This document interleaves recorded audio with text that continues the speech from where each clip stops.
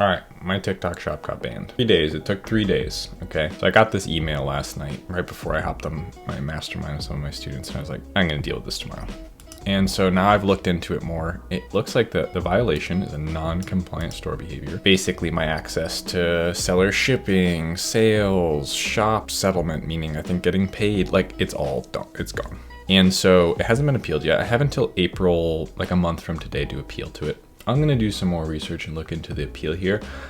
From the research I've done with some Reddit actions, some other people who have got this, trying to do what I'm doing, sending products from, so I'm not drop shipping on Amazon, but I am using WebBee to fulfill Amazon inventory. And when I set up the account, I had to enter a warehouse address, right?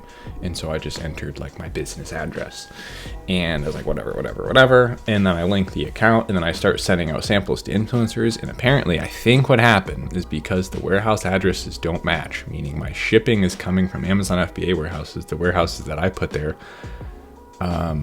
just my business address is not linking up. That seems to be what the non-compliant store behavior is.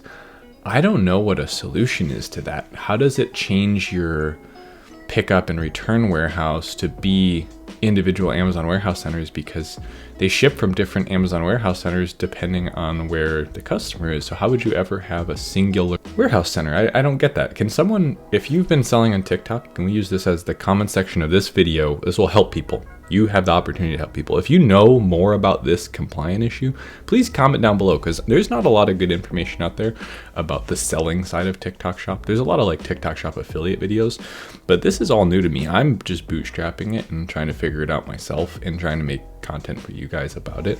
And so anyone that sees this video that knows more about it, even if it's just a hankering, we could look into it. If you got a hankering, just let it out, okay? But yeah, so pause on the TikTok Shop videos for a little while, I guess. Not the best news in the world.